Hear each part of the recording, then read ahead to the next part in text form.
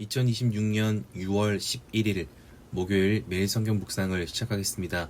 오늘 하나님의 말씀은 고린도전서 7장 17절로 20절의 말씀입니다. 고린도전서 7장 17절로 20절의 말씀입니다. 오직 주께서 각 사람에게 나눠 주신 대로 하나님이 각 사람을 부르신 그대로 행하라. 내가 모든 교회에서 이와 같이 명하노라. 할례자로서 부르심을 받은 자가 있느냐? 무할례자가 되지 말며, 무할례자로 부르심을 받은 자가 있느냐? 할례를 받지 말라. 할례 받는 것도 아무것도 아니요, 할례 받지 아니하는 것도 아무것도 아니로되 오직 하나님의 계명을 지킬 따름이니라. 각 사람은 부르심을 받은 그 부르심 그대로 지내라. 아멘. 오늘 본문은 고린도 교회 안에 왜곡된 금욕주의에 대해서 가르치는 내용입니다. 그리고 그 중에 1절의 말씀처럼 너희가 쓴 문제에 대하여 말하면 남자가 여자를 가까이 아니함이 좋으나, 고린도 지역 자체가 성적인 것에 매우 타락해 있었기 때문에 고린도 교회는 그러한 성적인 것에서 자신들을 보호하기 위하여 왜곡된 금욕주의를 주장하며 결혼 자체도 왜곡하여 이해하였습니다. 마치 성적인 것을 해소하기 위하여 결혼을 한다고 생각했던 것입니다. 그래서 사도 바울은 고린도전서 7장에 결혼에 대하여 가르치며 고린도 교회 안에 있는 여러 부류의 사람들을 나누어 권면하기 시작합니다. 문제는 7장에 소개되는 여러 부류의 그 권면을 자꾸만 통합하여 생각한다는 것에 문제가 있습니다. 무슨 말인가 하면 1절부터 7절에는 우리가 생각하는 남자와 여자가 만나 가정을 이룬 두 사람의 관계에서 설명합니다. 그리고 8절부터 9절까지는 결혼하지 않은 사람과 남편을 잃은 여인들에게 말하는 내용이고, 10절부터 11절까지 다시 결혼한 사람들에게, 12절부터 14절까지 그 나머지 사람들에게, 18절부터는 할례자와 무할례자, 21절에는 종이 된 사람, 자유인들, 즉 고린도 교회 안에 속해 있었던 많은 부류의 사람들, 곧 결혼한 사람, 미혼인 사람, 사별한 사람, 할례 받은 사람, 할례 받지 못한 사람, 노예와 자유인들 모두에게 각각 명령하는 것인데, 왜 각각 명령하고 있을까요? 그 상황이 모두 다르기 때문입니다. 하나님은 우리에게 각각의 삶을 허락하시지 같은 삶을 명령하시지 않습니다. 그러나 우리는 같은 삶을 추구하지도 않으면서 나의 기준에 살지 않으면 남을 비난할 때가 있습니다. 왜냐하면 나의 일상과 다르니 내가 거슬리거나 불편을 느끼는 것입니다. 그러나 하나님은 우리에게 정확히 말씀하십니다. 20절과 24절입니다. 각 사람은 부르심을 받은 그 부르심 그대로 지내라. 형제들아, 너희는 각각 부르심을 받은 그대로 하나님과 함께 거하라. 우리는 이 말씀을 통해서 두 가지를 기억해야 합니다. 첫 번째는 각 사람은 부르심을 받은 그 자리가 있다는 것이고, 두 번째로 각각 부르심을 받은 그 자리에서 부르심을 받은 대로 살 때 그 자리에서 하나님과 거할 수 있다는 것입니다. 그러나 우리는 부르심을 받은 자리에서 늘 눈치 보고 늘 두려워합니다. 왜냐하면 나의 부르심인 줄을 주변 사람들이 모르도록 만들기 때문입니다. 너는 그렇게 사는 것이 옳지 않다. 이렇게 해야 한다.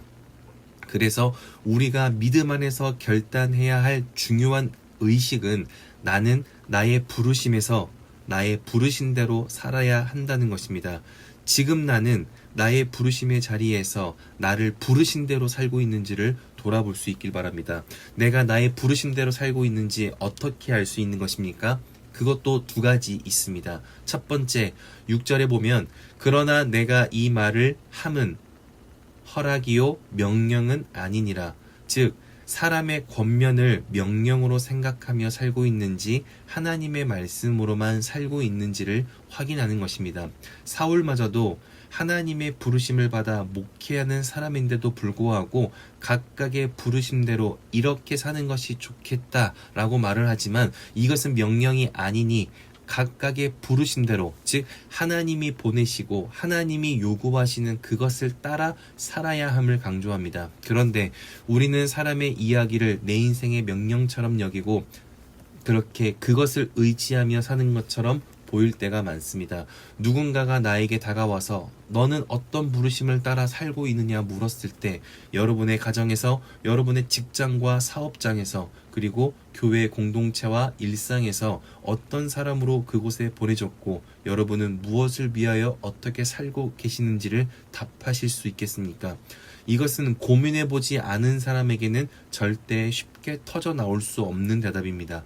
이것은 목회하는 저 역시도 마찬가지일 것입니다. 세상은 사람에게 집중하게 하지 하나님의 부르심에 집중하지 못하게 만들기 때문입니다. 그러나 오늘 말씀을 기억할 수 있다면 나는 가정에서, 직장에서, 또 일상과 공동체에서 어떤 목적을 위하여 그곳에 부르심을 받았는지, 내가 어떤 부르심대로 살아야 하는지를 믿음 안에서 돌아볼 수 있기를 바랍니다.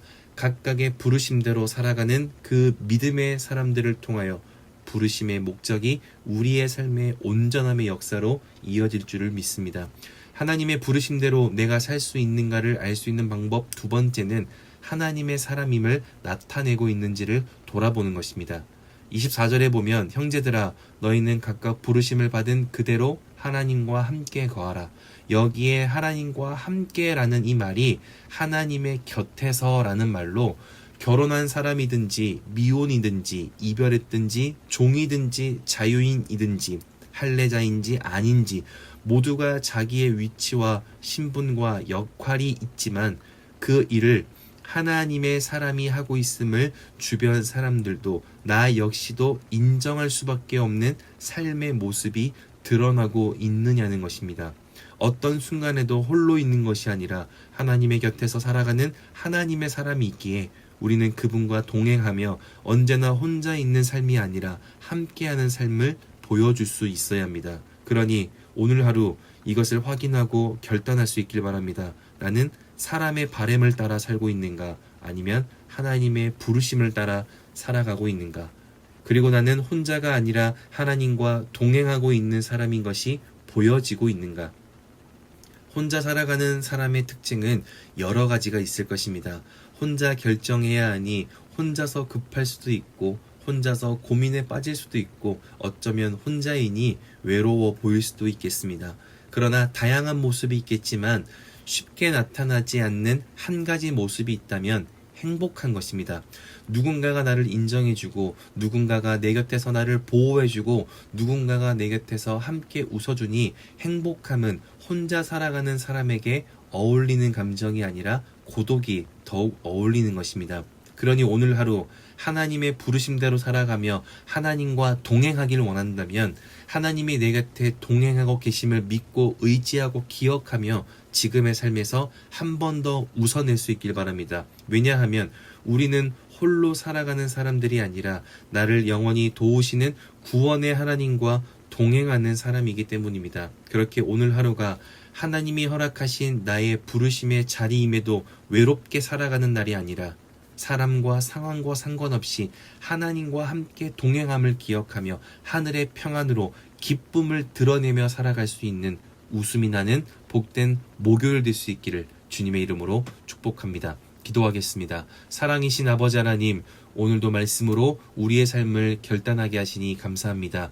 우리의 삶의 자리가 각각 다르지만 하나님의 도우심과 동행하심을 기억하며 하늘의 평안과 하나님의 능력으로 우리의 오늘을 살아내길 원합니다. 나의 부르심의 자리에서 세상의 슬픔과 사람의 요구를 남기지 않게 하시고 그 어떤 삶을 살아가든지 하나님이 허락하시는 나의 사명을 감당하며 믿음의 사람답게 하나님의 은혜를 누리고 드러내며 살아갈 수 있는 믿음의 삶을 살아가게 하여 주시옵소서. 그렇게 인도하실 주님께 감사와 찬양을 올려드리며 이제는 우리 주 예수 그리스도의 은혜와 하나님의 사랑하심과 성령의 내주교통 역사하심이 우리의 삶에 허락하시는 그 기쁨의 자리를 사람이 영향 주지 못하도록 하나님을 더욱 붙들고 하나님을 더욱 소망하기로 결단하고 돌아가는 함께 예배하는 모든 하나님의 사람들 머리 위에, 그리고 멀리 해외군의 지방에 있는 가족들, 우리 교회 환우들과 우리 교회와 복중의 생명까지 이제로부터 영원토록 함께하옵시기를